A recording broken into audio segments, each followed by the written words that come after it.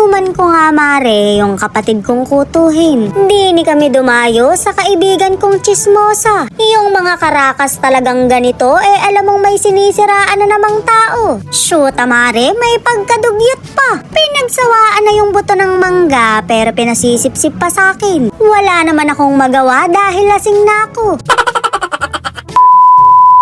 Mangga nga yung pulutan namin, kaya mga sim kayo dyan. Meron din kaming bagong na maraming sili. Umaalingasaw nga yung amoy pero sanay na kami. Ganyan din kasi yung amoy ng mga kifi namin.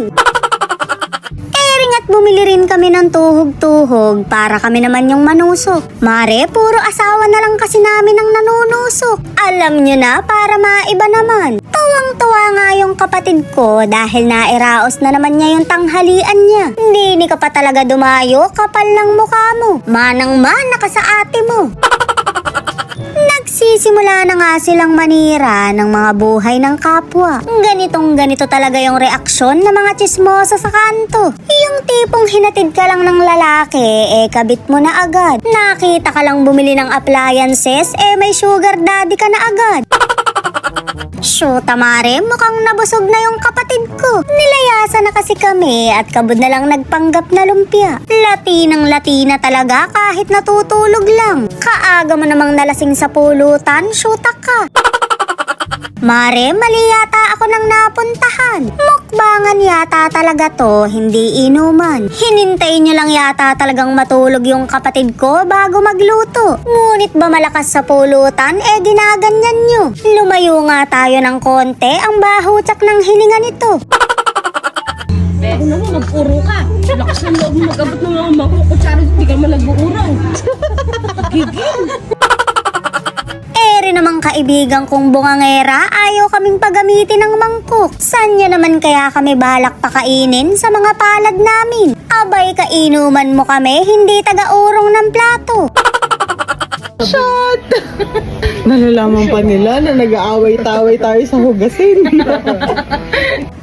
Oras nga na to, may amats na ako. Siyam na yung tingin ko sa mga kainuman ko kahit 3 lang sila. Syempre, hindi ko pinahalatang weak ako, kaya nagpatimpla pa ako. Bahala na mare, kanya-kanyang tagos na lang kami sa pader.